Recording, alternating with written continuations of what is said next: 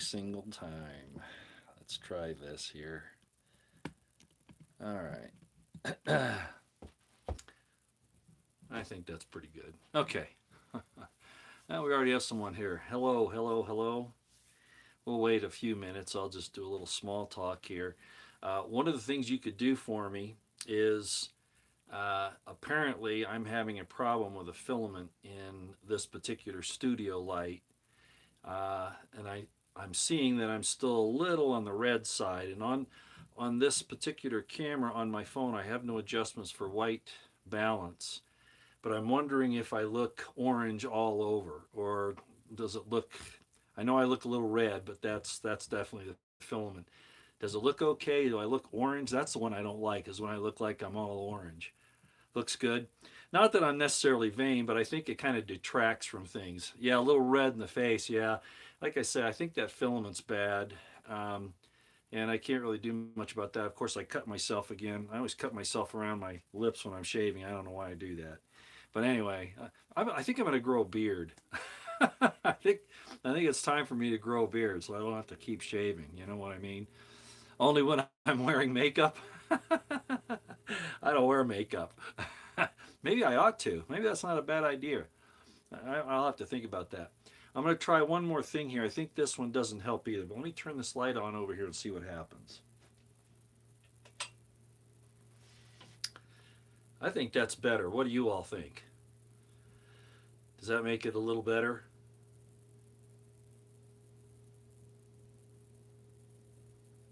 Okay, I'll leave that light on too then. Yeah, I guess I have to use them both if I'm going to do this, so I can keep from looking too weird. I mean, it's not easy for me not to look weird, but under the circumstances, that I think it was what was his name? The medium is the message. I can't remember his name right now, but audio low up, can't help that. So, any rate, yeah, Marshall McLuhan, the medium is the message. So, better color but less defined, that's okay. We'll go with it. All right. Oh, hi, Leaf Desi. Is that what that was? I had you in tears. Oh, wow. Well, I'm sorry about that. Maybe that was a good thing. Actually, you're not the only person that told me that. I mean, I was almost in tears, wasn't I? Yeah, because I see where all this is going, and how evil and corrupt our leaders are and what they're doing to us across the world. Gee, it's almost better to be in Russia these days. They have some things there, but for the most part, it looks like their government is not coming down on them the way these liberty-loving governments are coming down on their people. And that's kind of why I called this the social fabric is torn. And it probably will be buffering a little bit. I won't be able to help that either. We have an electrical storm in the area right now. So it's either that, I try it, or I don't do it at all. So, okay, just so you know, it'll probably buffer in and out a little bit because the electrical storm is pretty good. Okay, all right. Let me get one thing out of the way here before before I get too far in depth on some of the other things that are going on. Of course, I have to talk again in code on YouTube. I would get a live stream going on Odyssey or one of those, but there's some technical problems with that it's just going to be too hard to do right now. So I don't see that happening anytime in the near future. Ida is hitting Virginia. Wow, yeah. Hopefully it's calmed down. I grew up in the D.C. area, and we got the tail ends of hurricanes all the time. I remember getting stuck out in one. Luckily, I had an umbrella. I was afraid to get hit by lightning, but I got down real low and got underneath the umbrella. I was probably about 12, 11 or 12 years old, something like that. View mass murder in hospitals, yeah, definitely going on. But we got to be careful what we say, right? At least we have to talk somewhat in code. Okay, thanks Roosevelt for being here, and I think I saw a couple of others, but they went by a little too fast. So anyway, the mods that come and help me out, I so much appreciate that. Thank you very, very much. I had a request to do a little more information. The last video I did was basically saying that we need to stand up for the truth no matter what the consequences. And especially now. And it ties into another thing that I talk about quite a bit, and that's the principles of righteousness and piety, the two great commandments. Love the Lord thy God with all thy heart, mind, and strength, and love thy neighbor as thyself. Now, don't go running off because this isn't just going to be a spiritual video, okay? But I was asked about this, and I'm going to give a real short answer to it. The question was, is how does that tie into the remnant of Israel, the remnant of God, the people, the very few that hold out and stand for righteousness and truth and try to do the right things, not perfectly, but you try to do the right things. You're not doing the things like Biden and Fauci and and goats and those people are doing to us, right? And I include Trump in that as well. He really set us down this road, and he's not going to be the savior if he comes back. You better watch out for him, okay? But I thought about what I could read to you, what we could discuss about the remnant. The remnant being again those that are left behind. We are the who are the remnants? Well, the remnants are part of the house of Israel, but more people than the Jews would admit, and more people than the state of Israel would admit, and more people around the world are actually remnants, are parts. Actually, they're parts of the house of Israel, and a lot of them don't even know it. I'm not going to get into all the details on that, but basically, it said it when Abraham, God told Abraham that in him and through his seed would all the nations of the earth be blessed. And you can get into some other scriptures talking about that blessing going forth, not just to the Jews, but to everybody. And then we get into some different difficulties between Pauline Christianity and what was actually going on in the first century, which I don't want to do tonight. But I will say that the blood of the promised seed really started in the Garden of Eden, went through until through to Noah, and then it started again, and then it went through to Abraham, and it started again, and went to Jesus. And I know a lot of people don't want to hear that, but it started again there. These are all Zadoks, what they call it in the Hebrew, Zadoks, righteous men, righteous and holy men who separated themselves from the larger portion of mankind, who were still descended from Adam one way or another, but they held fast to some principles and thereby became friends of God. The Zadoks did. And then they restarted basically the human race. Adam did it, Noah did it, Abraham did it, at least a portion of it. And then, in my estimation, Jesus was one of those as well, and probably the last one. The next time is going to be something much more spectacular and much more far reaching for us. But at any rate, so the blood of Israel, the blood of the promised people, has been spread out all over the world, and you'll have some portion of it, some more, some less. And I don't know how you prove it, except that God said that by your fruits you shall know them. He talked about a fruit tree, and if he reaches forth his hand and the fruit is bad, or it's not giving fruit, then he withers the tree. He takes the good fruit and he throws away the bad, right? Basically, is what we're talking about. So that's the same thing that's going to go on with those who have more or less some amount of of the blood of the chosen seed in them, or of the righteous seed, the one that came from Adam. I know this is allegorical, but the principles are still there. Adam through to Seth, to all the patriarchs down to Noah, and then to Shem and on from there. But again, I don't want this to be a long spiritual lesson. But I do want to answer the question though about who is going to be this remnant in the world. What is this remnant? Well, you can look it up in Strong's or in a Bible concordance on your own, and you can read literally dozens, scores actually, of scriptures about what the remnant is. And so I don't want to get into a lot of detail on that. I'm going to read one scripture to you, okay? Just one, because I think it sums up what we're looking for. Now, it doesn't tell you who the remnant is, but the hint is that they are the ones that have God's law written in their hearts and in their minds and do it. No matter what nation, no matter what creed, no matter what race, etc. They have that written in their hearts and their minds, and that's the key. So let me read this to you. I'm going to read out of Zephaniah.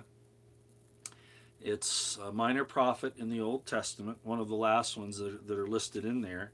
And it's in chapter 3. So if you want, and this is the only preaching I'm going to do tonight, unless somebody asks a specific question. So all of you want to know politics and military and all that, hold on. All right.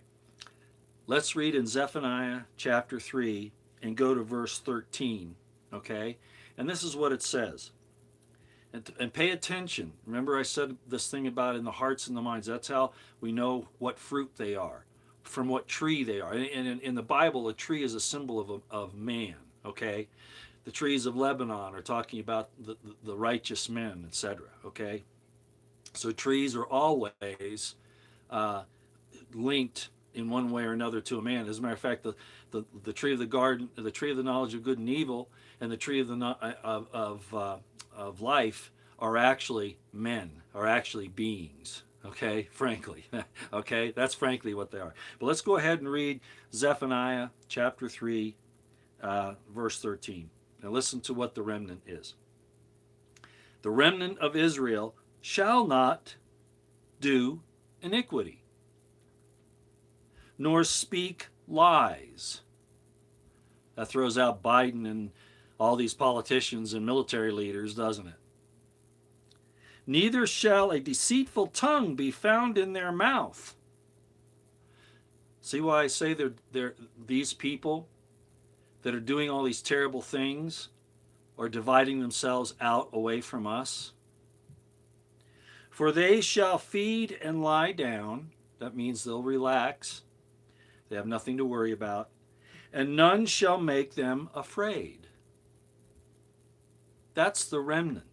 So when you see people that don't lie, don't do iniquity, don't do deceitful things, don't try to steal, don't try to murder, don't try to force something into somebody else's body they don't want, people that stand against those things are showing their fruits, and they're showing that they are very, if not the remnant of Israel, they're at least doing the right thing that God can step in and claim them.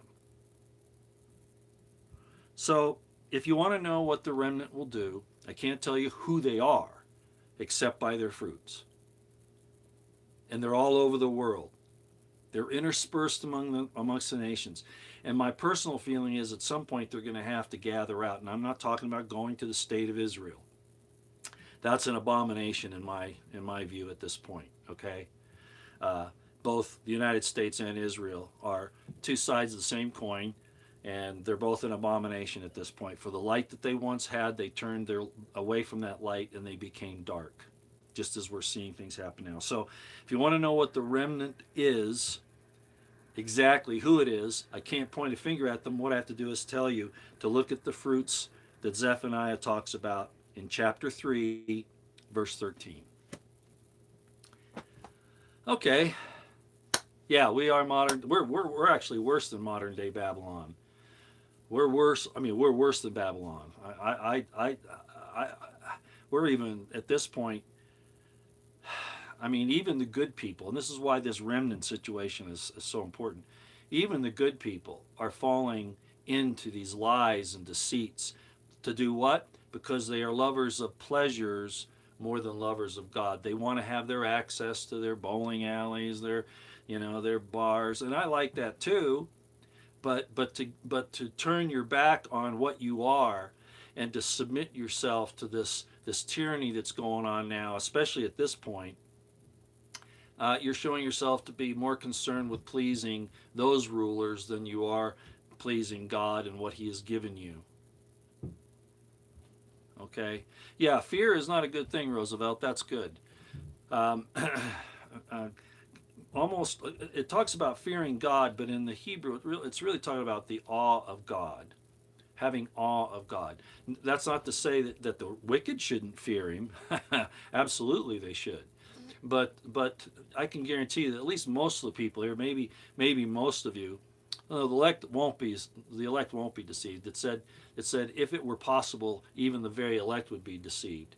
And that's again the remnant that we're talking about that will be able to judge these fruits and try to hold back, okay, from taking part in them. So, oh, I like that, Liza Jean. Fear is false evidence appearing real. And boy, isn't there a lot of that now? There's a lot of that now. Okay. I don't want to take a whole lot of time tonight. One, because of this electrical storm that's in here, and I'm afraid that I could lose the signal. The other is that there's and I've known about her for quite a long time. Some friends pointed me to her some time ago, and she's done some really good work. Uh, you never quite sync in a lot of ways, but I want to let you know that Lynn Liaz, she's on YouTube here, Lynleahz, Lynn Liaz, is doing a program tonight, and I think it's going to start right quick here. I don't know exactly what time it is, but I think it's coming up shortly, and it might be a program you want to see tonight. I don't know if it's live or if it's. I know it's premiering, but I don't know if it's live or if it's recorded. But it's something you might want to watch for those of you who are spiritually oriented and want to get into that. Okay. All right. So let's talk a little bit about what's going on in the world right now. I think all of you know, because I've been pointing at the intelligence community and the military industrial complex and all the things that Eisenhower talked about, how dangerous things are. I've been talking about that for years. The motto on my channel is the intelligence community is our most dangerous domestic enemy. And here we are, all the things, of course, the Afghanistan thing is a horrible situation. We should never have gone there because they didn't have anything to do with 9/11. Our own people did. Thank you, Roosevelt, for putting that up on Lynn Liaz. And I've said that our government is at this point in time probably the most evil government on the whole face of the earth for a lot of reasons. That's not saying that there aren't governments that do a lot worse things, but the point is we claim to be something that we're not, and we lie and we deceive, which shows that we're not any longer a remnant as a nation. We are not. We're far from it. But they left all of that military equipment behind, and that wasn't an accident. Uh, they want to disarm Americans, of course, but they want to arm all of our enemies. For instance, Fast and Furious, right? We had that situation with the drug cartels, and then a lot of that, of course, ended up in places like Syria and Iraq and those other places like that. Um, but they do want to disarm the American people, even though they're giving all these, leaving all these weapons and things over. And for instance, in Afghanistan, it's like I've said, the thing in Afghanistan, because of the way that the country spread out, it's quite a bit. It's almost all rural, not exactly like the United States, but similar in some respects with the breadth of the expanse of the people, and of course they're armed, right? So we go in there and we practice these procedures. And remember, what were one of the? I mean, we left helicopters back there and Humvees and you know M16s and all this kind of stuff. But the key point, what did we leave behind that has to do with what the New World Order and what Fauci and Gates and these people are doing right now? What did we leave behind? What did we leave behind? Something that Gates talks about with being able to monitor all of our data. That's true. Monitor everything that we do. Okay, keep us under surveillance. There you go. Who said that? It's hard to see on this leaf deal. Yeah, biometric instruments. The way they can identify people with facial recognition and all these other things, biometrics. We went into Afghanistan, we went into Iraq, yeah, biometrics. We went in there to test these procedures in a situation where there were hostilities going on because they fully intend to cause that here in the United States. That's why you see all this nonsense going on. They want to get you riled up. And they practice this. I don't mean the individual soldiers. The individual soldiers definitely use the equipment. Okay, but this was for the controllers, okay, to see how these things work, because they can hand those out to their lackeys no matter who they are. And so a lot of them will be in the army or in the military. You saw the E6 lady, I think, or I'm not going to say her name. She said that, and I know that there was a thing that got her going there with the lady saying, "Where are you, military? Why aren't you standing behind us and protecting us? Don't do this to us, et cetera, et cetera." And got this E6 female in the army upset, and then she said she'd shoot us if we didn't go back inside the house when she told us to, and that's martial law. Well, she has no idea how she's being used, or she's gone into it. She's submitted herself to it because that's who she is. She's showing her fruits. Yeah, Jade Helm Lysogene was the other part of that. And I brought thank you, but yeah, that's tied in. Jade Helm was tied in. That's their mapping of uh, geospatial intelligence here in the U.S. But we were using it in Iraq. That's what those biometrics were for. Okay, but now they were using it to test it in here in the United States, and they're going to use that against us. Okay, guaranteed. So just like whoever it was, Jefferson or one of those, who said the instruments of war to be used against our enemies will be turned against us as citizens. Well, that's exactly what's happening, both in our intelligence communities and in the very weapons systems themselves. Look at Milley. He said it, right? Swalwell said it. Biden has said it, and they mean it. And then Trump, thank him so much. He got behind the red flag laws and the bomb stop bans and did all this stuff that set a precedent so that Biden could do all this nonsense now. Well, it was going to happen anyway. But that just shows you they're all on the same page. So at any rate, the situation in Afghanistan, as I said, was, and in Iraq, but primarily Afghanistan, was to test those systems and those methods and tactics and instrument systems to prepare to be used here. And you can see it if you open your eyes and you look at it.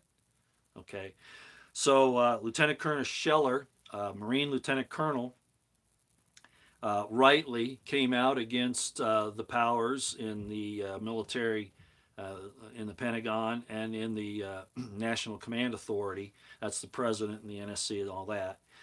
Came out and told them off, rightly so. He knew, I'm sure, when he did that he was going to face some very severe consequences, but he spoke the truth. That's an example of a person who's part of the remnant, who will speak truth regardless of the consequences. So he first got fired from his position. He got relieved of duty. I'm sure that they're starting to look at court-martial proceedings, but I hear, I haven't actually seen the letter of resignation, but I understand that he's resigning his commission very soon if he hasn't already done so. And that's too bad. He spent 17 years. He's 3 years away from retirement, but he probably wouldn't get it anyway because of the way things are going. A lot of people aren't going to get their retirements, and people who have their retirements now are going to start losing portions of them in one way or another. But the point is Lieutenant Colonel Scheller stood up, and there aren't enough like him. Compare him, and I realize that staff sergeant female that was jacking her jaws off. Um, she's not an officer, but if you look at the mindset there, okay, I don't trust anybody. 05 Marine, great. A lot of 05s in the Army and the Navy and even in the Air Force, I'd be very leery of on up now through the flag ranks. It used to be that I'd only come down hard on the flag ranks, the generals, with some caveats towards the 06s. The colonels in the Army, for instance, the captains, 06 captains in the Navy. And then I started seeing that these things were starting to slip down into the 05 lieutenant colonel ranks and even into the 04 major ranks. We're in trouble. The military has been captured. I'm not saying there aren't a lot of good people there. Lieutenant Colonel Scheller is an example, but they're definitely being purged out, either because of this whole thing with the GMI, or the whole thing about domestic terrorism being if you think there was something wrong with the election, or if you believe in Christian or conservative values, et cetera, or if they can label you as a white supremacist, right? All of these diversity CRT things are going on in the military, the last place that they should be happening. But it's always the first. The military has always been used as a social experiment, and we're really bad at this point. So I just want to give a heads up and tell you that things are looking pretty bad, of course. There are some retired generals and admirals that are calling for the resignation of SecDef Austin and Chairman of the Joint Chiefs Milley. That's not going to happen. They're calling for it, but it's not going to happen. There are too many people that know what this is really all about, both in Congress and in the executive branch, and even in the legislative or the judicial branch, and they know that this is all to take down America, to enslave everybody in the world. A long time ago, I remember being in a class, and it was either elementary school or junior high, and they talked about what are we going to do when all the people, the baby boomers, they didn't call them that then, but the baby boomers get up there, and then there's all these people on the social safety nets, Social Security, Medicare. How are we going to do this? Well, it was real obvious from some of the exercises that they did. One of which was, you got five people on a life raft, and you only have 2 days worth of food. Who do you throw overboard, right? I remember a lot of those types of scenarios that you had to work through. Well, that was all getting us ready for selecting, as Gates said, I'm gonna decide who lives and who dies. And we might as well get rid of the old people because they're just taking out money that we could use for the schools, right? So the end result is always the money, not the resources. Do you see the difference? We are going to make our decisions based on how much it costs rather than the availability of the resources. And then they go through and they say, well, we're too overpopulated. The resources of the planet are having problems. And I take issue with that. It's our consumerism is the problem. Absolutely. We have been trained that the economy is equal to how much you buy and that you need to buy all the time. They always, like Bush said after 9/11, he says, go out to the mall and spend some money. Okay, that's always the answer. Well, out of control consumerism is bad, but you and I didn't do that. Okay, we were encouraged to do that by very selfish, very uh, bad, evil people to steal our labor in the form of our money. And so we do need to back off of that consumerism and live more simple lives. We don't have to get the brand new phone that comes out every year like they push. But you see, the reason why they're doing this reset is because they know that that's where it's got to go, but they're going to do it so that they retain control. Do you see what I'm saying here? We could have all have agreed, if the entire system lowered down on this out of control consumerism, I think a lot of people could have gone along with that. But our leaders had to make sure that they retained their power both financially and, of course, in the military industrial complex. So their point is to put everybody else down while they stay on top. So they're very, very evil people. Yeah, this isn't the first reset either. Yeah, you're right. You're right, Roosevelt. We've been around. This world's been around for a long time. We won't get into that tonight, but this has happened on a number of occasions throughout history. So that's my feeling on Afghanistan. That this was all planned. Poor Lieutenant Colonel Scheller and all those people that thought they were protecting the United States. They should have known after about 5 years that they weren't protecting the United States. That this was all a sham. Everybody knew that we were protecting the poppy fields. Everybody knew that we were looking for the minerals to give to the Chinese. All of that. And yet people were still convinced to join the service. So I'm going to say this right now. If you or any of your loved ones, or children, whatever, grandchildren, whatever, are thinking about joining the military, do not do it. Conscription is wrong. Okay, conscription, the draft is wrong. Especially now, they want to throw your girls in there too. And I'm not going to get into that argument. Yes, I'm a sexist. I don't think girls should go into that, and they sure as hell shouldn't be forced into it. But the draft and conscription is a way to force the people against their will, which is totally contrary to the idea of liberty. Frankly, just like your money, You vote with your dollars, with what you buy. You vote with your dollars about what you consider important. So also do we do what in elections? And I'm not saying elections are any good. They've been corrupted too far too. But the idea is that you have a choice about who you want to support, right? Well, supporting the country that says that they need to go to war, whether it's a declared war or not, just bear with me here. Your decision whether or not to support that should be your decision, and the government should not force it on you. Because giving your life, putting your life on the line for the country, is your decision to make, which is like voting, right? It's kind of like a vote saying, yes, I agree with this. So therefore, you should have a right to not go along with it. That should be a vote too. You see how that should work? That's the way I look at it. That's the way I've looked at it all of my life, even though I was a military officer. I am not for a draft. I consider it to be evil. It's it's it's it's the way nations do very, very bad things. Okay, the military is a Sodom and Gomorrah in a way. Yeah, it is, especially the way it's been used lately. So with all of that, yeah, Lieutenant Colonel Scheller is a hero. I agree, and he's suffering the consequences for standing up. And good for him. Good for him. There are very few that would be willing to do that, and you can see where are the rest of them. They're all a few of them are probably calling him up on the phone or visiting him in a coffee shop somewhere where they won't think they'd be heard. And say, we agree with you, but wow, I don't think I can do that. They all should do it. They're all cowards because they can't do what he did. They won't. They will not give up what they've been promised. Commands, more rank, pension. That's more important to them than the truth. So who are they? They're proving themselves not to be the fruits of the chosen seed. They're proving themselves not to be the fruits that will be the remnant. See how all this ties in? What was that?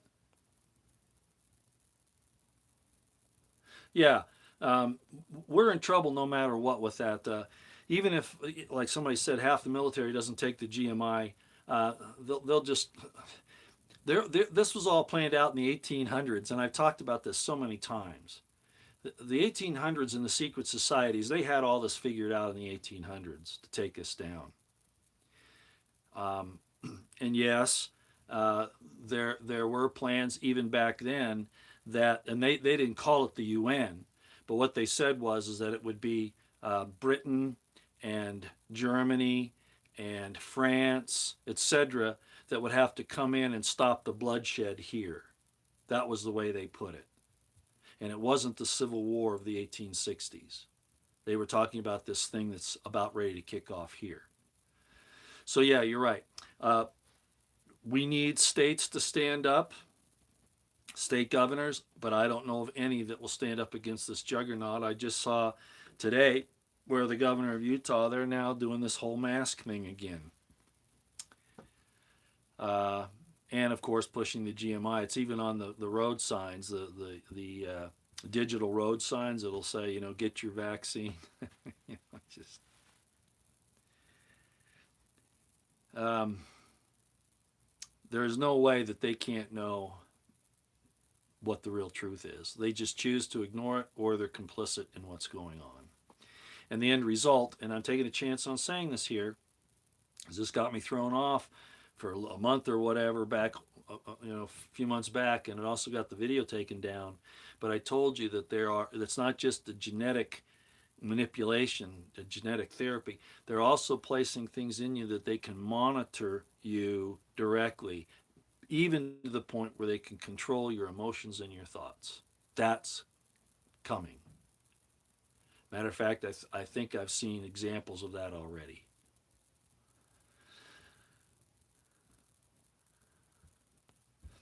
Eliza Jean says, "Sorry, but this feels like purgatory."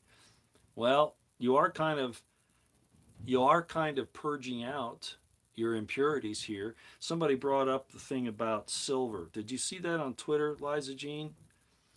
A lady did a really good job. She read where Jesus. She had a friend, I guess, who read where Jesus said, that God is like a refiner's fire, refining silver. And so this lady who read that was wondering, well, what would that be like? So I'm going to relay this to you.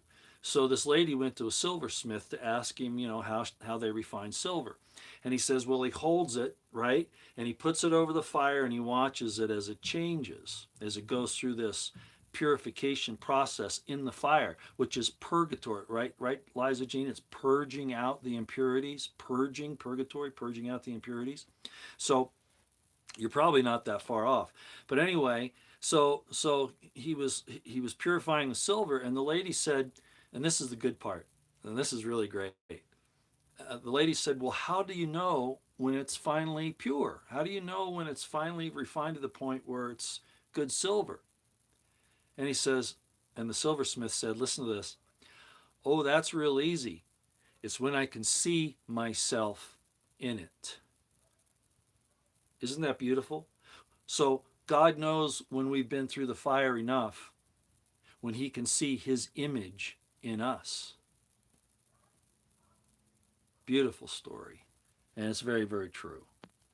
So that, again, goes back to the idea of we want to be so that we have the law of God written in our hearts and minds and do what Zephaniah said, which is a lot like the points of righteousness that James the Apostle talked about, right?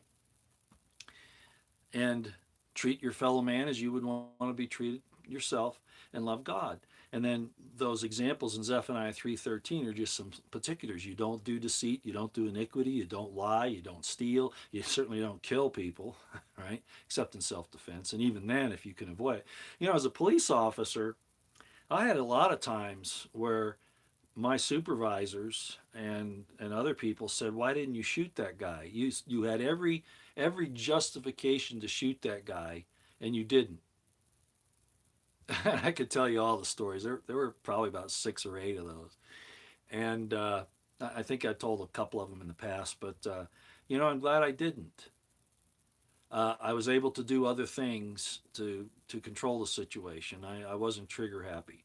Now I don't want to tell you that I wouldn't shoot somebody if I absolutely had to, but I think that's avoidable in almost all circumstances. I wouldn't hesitate if I knew for a fact I couldn't hesitate, but I'm pretty good at reading those things. So, yeah. Okay. Let's talk about a couple of other things here. And we'll talk about where this is going here in the next few months, if not sooner. Again, and I hear the different commentators who have food supplies to sell and all that for their own operation, all that to get money. But I don't have that. Okay, I'm not telling you to do it because you're buying it for me or I have some investment in any of these places. But you really need to get as prepared as you can. There's no way you can be completely prepared. That's impossible. Because if things go bad, you might have to pull up, like I said, and go to another place, and then you'll leave everything behind that you've put together. And I've already gone through that a couple of times. Okay, so I know that. But you've at least got to make some type of preparations, both spiritually and temporally, for what's coming here, if you can, because you can see what's happening in Australia and Germany and France. And a lot of people are rising up, but it's not enough. And this division is going to get even more defined, and it's finally, I think, going to come down to where if you don't go to a place of refuge, and again, I'm asking everybody to pray for deliverance in a place of refuge. I don't know where that place of refuge is going to be, or what number of them there will be, but we definitely need them as a place to escape to because of what's coming and with like-minded people. Because these crazy people out there who insist that you're the problem that's getting them sick when it's not. This is Nazi Germany and worse, Stalinist Russia, Maoist China all over again. Okay. All right. All right. What else is going? Does anybody have any particular question? Let's see, what was that there?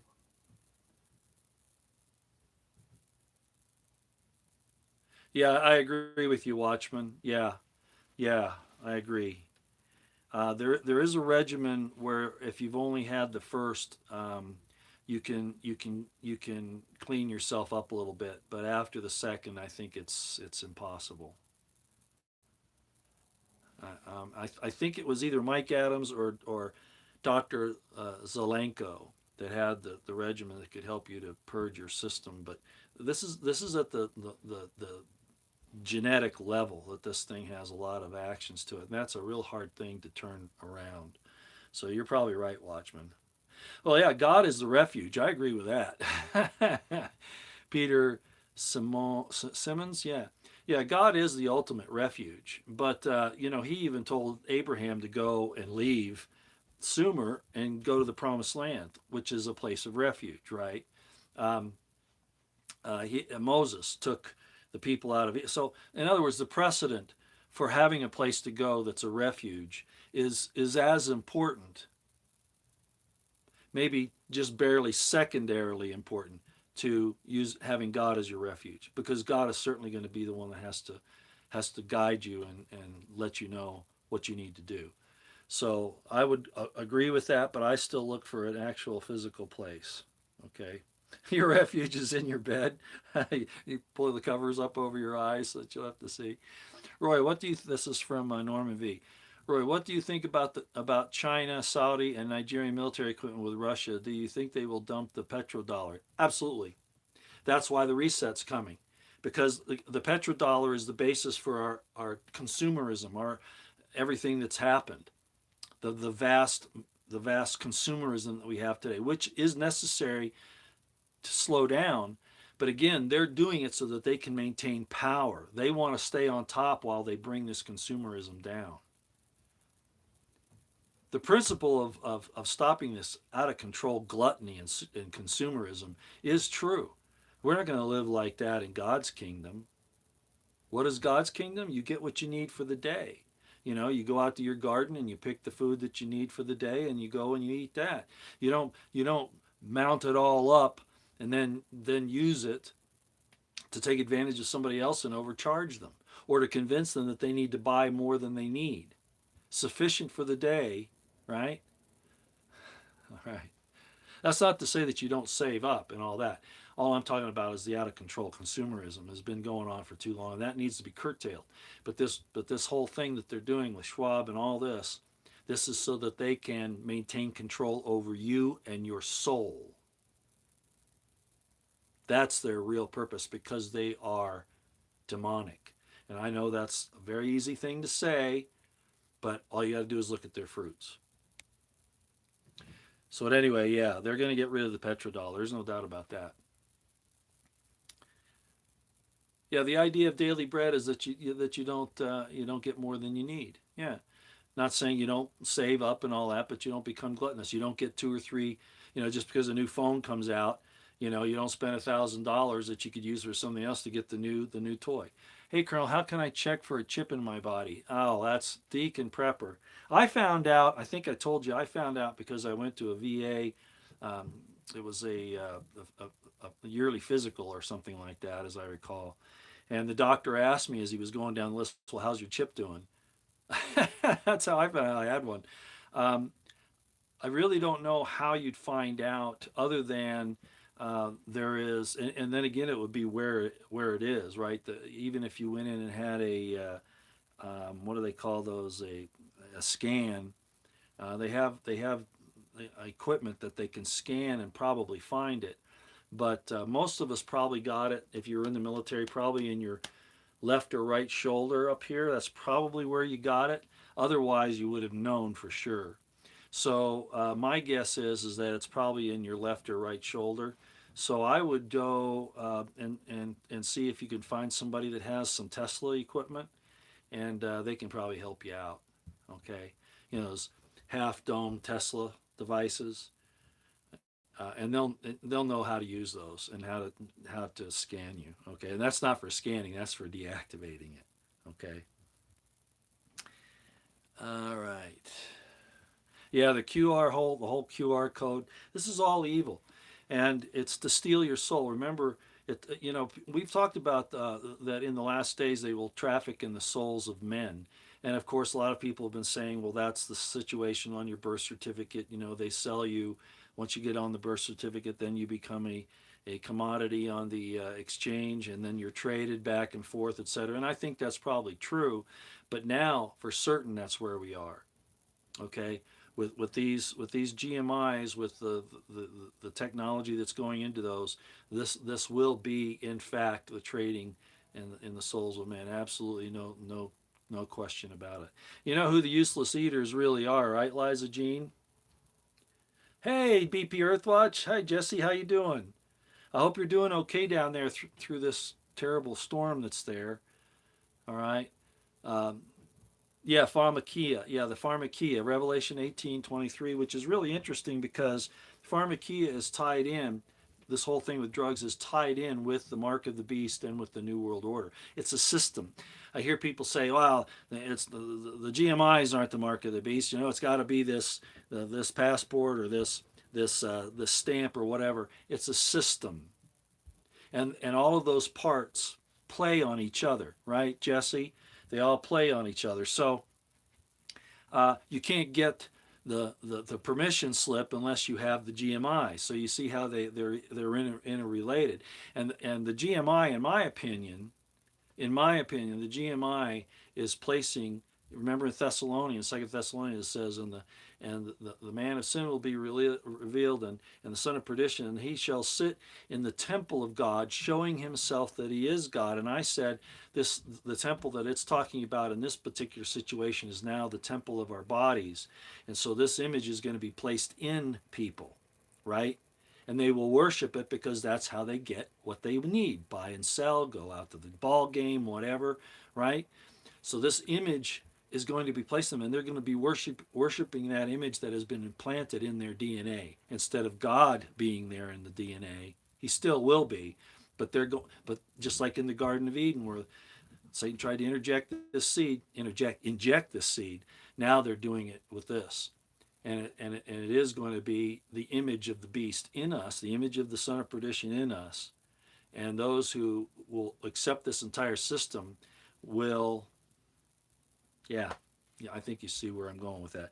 Anyway, Liza Jean, as I was saying, the ones at the top, the ones I've named today, they're the useless eaters. They're the ones that feed on the goodwill of mankind. Gandhi movement won't stop of it. No, we cannot partake. We can resist, um, but it's not going to change course for them. That's not what's going to do it. And I'm not, read between the lines here. Okay, I'm not telling you to go out and do anything. The only thing these people understand is force. So it's going to have to come from somewhere. And I'm not saying I'm waiting for God to do our dirty work for us, but I do think that there will be a spiritual download across mankind from God at some point that then these evil people will not be able to withstand. That's my personal opinion. But I'll tell you what, again, if they come to your home and threaten you with the deadly force of these things, or that they're going to throw you in some camp, I'm saying you have the right to use deadly force to defend yourself. Just understand that the entire system will be now come down on you unless you've got the support of your governors and your sheriffs and all those. And even then, it's going to be tough. But how many of those are backing us up? Very, very few. Very few.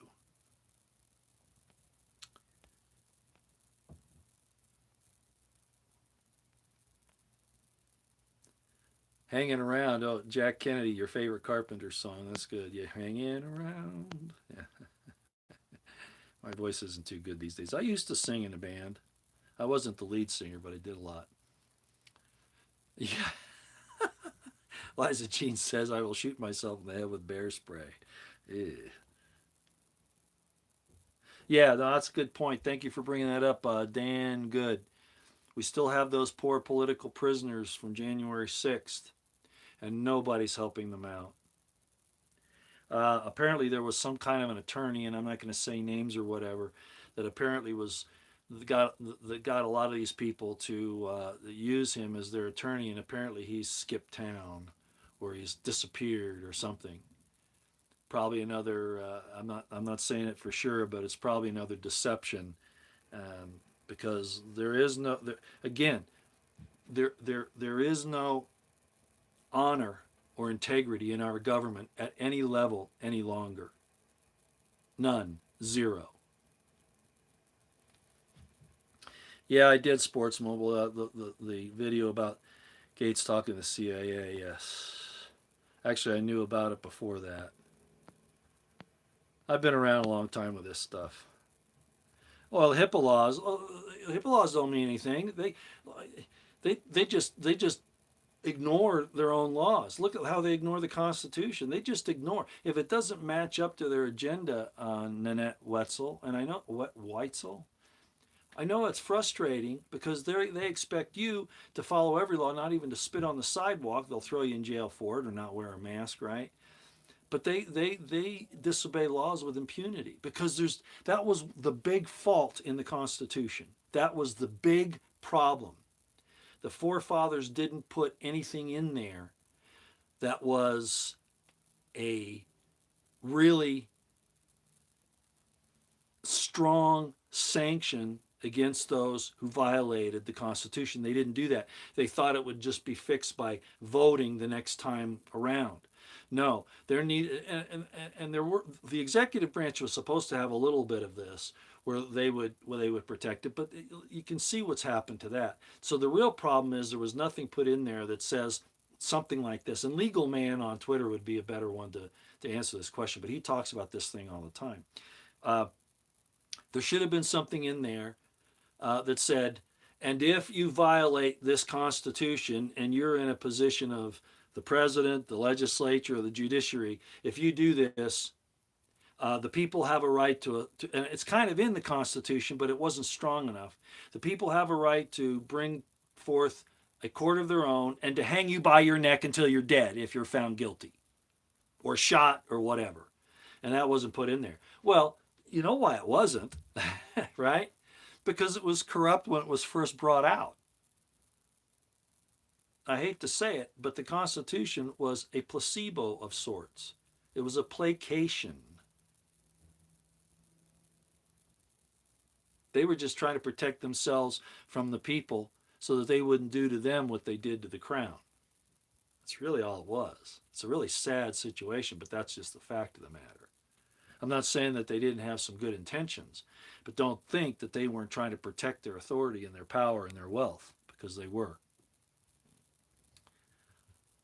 All right. Okay. We've been going for almost an hour. I wanted to make sure I got on here tonight so that, I used to do every Tuesday and Thursday. Placation, yeah, so many. Yeah, that's good, Liza Jean. I just wanted to make sure I came on and did a little bit. Like I said, I can hear the storm coming in. It's probably going to get a little worse here before long. So, again, keep your eyes on the horizon, your ears to the ground. We could talk about a lot of things. Roy, how should we approach family and friends who have fallen away? Wow. I don't think you can. You've already given them your information, your witness. If you've actually made a good faith effort at this point and they've rejected you, you know what the scriptures tell you to do. Whether it's allegorical or in fact, right? You're supposed to shake the dust off your feet. And that sounds horrible. That sounds horrible. Yeah, you still love them. You still love them, but you're not gonna get them to come around by telling them what they've already rejected. If they can't see after you've told them all these things, if they can't see with what's going around, and it's not that they can't see, a lot of them just don't want to, but that's an indictment against them too. So you still love them, right, Liza Jean? Thanks for saying that. But you just got to dust your feet off and be done with it. I have. There are family and friends of mine that's what I've had to do. I mean, if they called me up and they wanted to talk, of course I'm going to, but I'm not going to sit there and tell them these things anymore because they've already turned their backs on it. It's not going to do any good. Now, if they come to me later and say, man, you were right, this thing has done this and it's had this, and if they want to open back up to me, I'll talk to them. But I'm not going to sit there and beat my head against the wall anymore. Not because I wouldn't do it for them. It's that it doesn't do any good. You see, even what did Jesus say? Let the dead bury their dead, right? And that's what he's talking about. He's not talking about literally. He's talking about they're not listening. So let them be out there and let all of them take care of each other, because they're not going to do anything. Yeah, they willingly believe lies. John McInerney, that's exactly right. That's what Isaiah said. Isaiah said that they would insist that the prophets preach unto them things that are easy to understand, preach unto us deceits and lies. And that's exactly where we are today. This is the age of deception, right?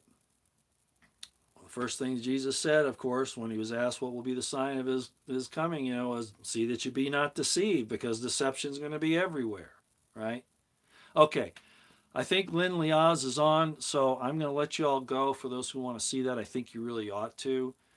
Thanks for bringing that up again, Roosevelt. I probably bitten into some of her time here, but I think this one today is going to be a good one. And she also did one on the Shroud of Turin back about 4 years ago. That was really good. She talked to one of the original researchers, the guy that did all the photography. I forget his name, but he was great. All right, everybody. We'll see you later. Thanks for coming. Okay. All right.